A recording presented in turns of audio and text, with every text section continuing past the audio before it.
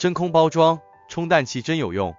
其实，最棒的咖啡豆保存器具就在你身边。人手一杯咖啡已经在现代社会形成趋势。既然喝咖啡人口变多了，想要自己磨豆、冲煮，以实惠价格喝高品质咖啡的人也更多了。为什么咖啡豆保存很重要？有朋友在问，不管是大卖场或是咖啡店，咖啡豆就只是以外包装，或是置入玻璃罐的方式陈列在架上，甚至是直接倒在磨豆机上方的容器，方便店员快速的制作出一杯杯的咖啡。不管放多久，不也是一样有咖啡味吗？其实，我们想要探讨的咖啡豆保存，不是还能不能冲煮、饮用，而是冲煮后的咖啡美味不美味，即所谓的赏味期。成就健康、美味咖啡豆的条件，就是优质生豆加新鲜烘焙。98%卖场里的咖啡豆都是使用劣质加过期的咖啡豆。Roma 精品咖啡采用的咖啡生豆，皆是领有专业执照的杯测师细心筛选出的精品等级咖啡豆，而且我们只透过网络贩售、接单才烘焙，让你喝得安心。我们的生豆采购管道特殊且多元，绝不是你同时间会在好几间咖啡店看到的相同品项。不想当 Me Too 吗？想品尝特殊风味咖啡豆吗？立即点击下方咖啡豆单连结，了解我们推荐的好豆。以下开始这段影片重点内容。为了确保你喝的咖啡美味又新鲜，一定要看到最后，并确实采用。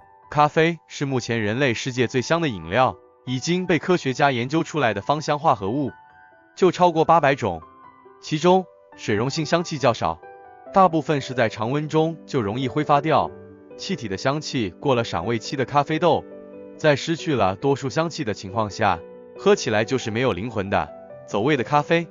随着这1到2年的物价飞涨，品质好的咖啡豆绝对价格不菲。既然都花钱买了好的咖啡豆，就更应该重视咖啡豆保存这档事儿。以下介绍保存咖啡豆的几个要点，并直接点出最好的咖啡豆保存器具方式给你参考。咖啡豆保存方式原理说明：咖啡豆中的油脂和化合物很容易受到光、氧气、湿度和温度的影响发生变化，进而影响咖啡的风味和品质。以下是关于咖啡豆保存方式的原理解释。1、密封性和空气隔绝。咖啡豆容易受到氧气的影响，导致氧化反应，从而降低风味品质。因此，将咖啡豆存放在密封的容器中，可以减少氧气的接触，延缓氧化的速度。2、光线避免。光线中的紫外线可以破坏咖啡豆中的化合物，尤其是咖啡豆表面的油脂。因此，应该选择不透明的容器来存放咖啡豆，避免阳光直接照射。3、湿度控制。咖啡豆会吸收湿气而变质。4、温度控制。温度的变化也会影响咖啡豆中的油脂和化合物。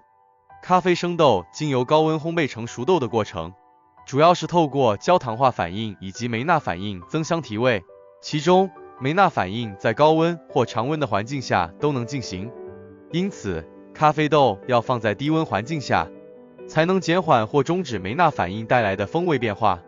5、减少开封次数。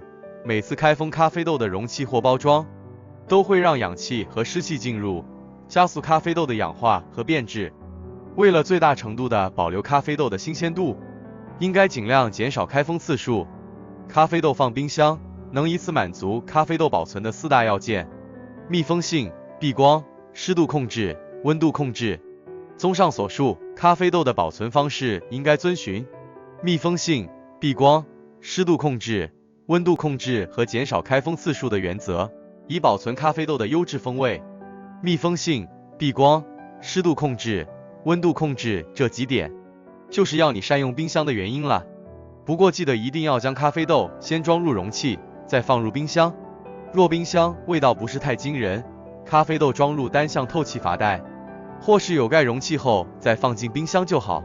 若冰箱有很明显杂味，才建议特别购买使用密封性较高的容器，或不透气的加链袋来保存咖啡豆。最后来讨论减少开封次数的做法。有的人会将每次需要的咖啡豆用量先以加链袋分装好，再放入冰箱。就我们实际操作的经验，其实不用这么麻烦。要冲煮咖啡的时候，才从冰箱取得需要的咖啡豆用量。接着尽快将容器关好，放回冰箱即可。真空包装或是充填氮气为何没用？很简单，按照上述5要件比对一遍，就知道为何真空以及充氮气没有用处。真空或者充填氮气只能满足密封性与湿度控制要求，其余3要件不满足。最后，我们来介绍有效延长赏味期的方法。因为梅纳反应在下豆冷却至室温后还会持续进行，因此会不断产生二氧化碳，同时产生醛类，就是部分的香气来源。当豆子烘焙完成，经过1到2周，梅纳反应趋缓渐至停止，不再产生二氧化碳的时候，也不会再有香气产生。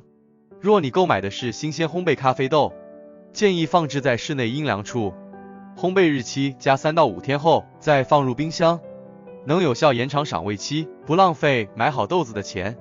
若你买的已是烘焙许久，或是未标识烘焙日期的咖啡豆，那么也没必要考虑保存问题了。